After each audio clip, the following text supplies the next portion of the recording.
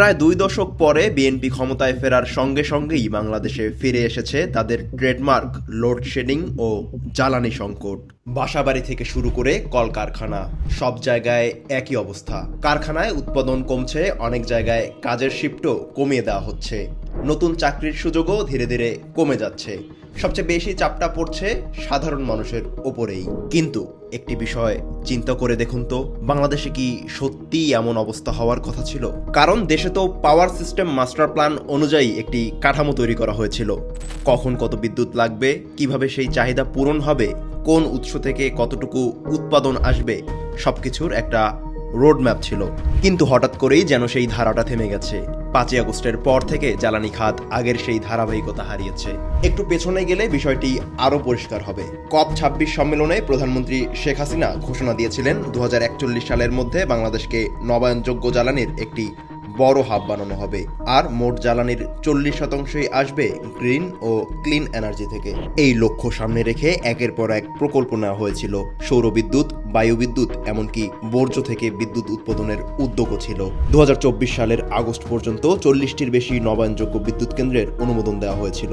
সম্ভাব্য উৎপাদন সক্ষমতা প্রায় ৬,০০০ মেগাওয়াট। পরিকল্পনা ছিল ২০২৫ থেকে ২০২৬ সালের মধ্যেই অন্তত ৩,০০০ মেগাওয়াট বিদ্যুৎ জাতীয় গ্রিডে যুক্ত হবে।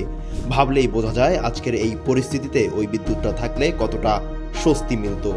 শুধু তাই না, এই প্রকল্পগুলোর মোট বিনিয়োগ ছিল প্রায় $৬ বিলিয়ন।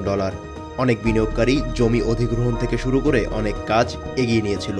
কিন্তু এখানেই যেন সবকিছু থেমে গেল। সরকার পরিবর্তনের পর নবায়নযোগ্য জ্বালানির এই প্রকল্পগুলোর বড় একটা অংশ বাতিল হয়ে যায়। ফলাফল কি হলো? $৬ বিলিয়ন বিনিয়োগ থেমে গেল। আন্তর্জাতিক বিনিয়োগকারীদের আস্থায় একটা বড় ধাক্কা লাগলো।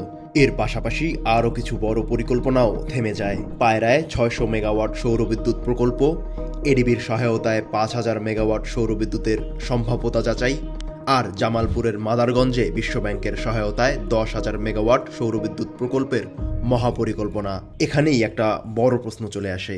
ডক্টর ইউনূস বহু বছর ধরে ৩-0 তত্ত্বের কথা বলে আসছেন, যার একটি লক্ষ্যই ছিল জিরো কার্বন এমিশন বা শূন্য কার্বন নিঃসরণ। কিন্তু বাস্তবে কি দেখা গেল? ক্ষমতায় এসেই সবচেয়ে বড় নবায়নযোগ্য জ্বালানির প্রকল্পগুলোই বাতিল করে দিল।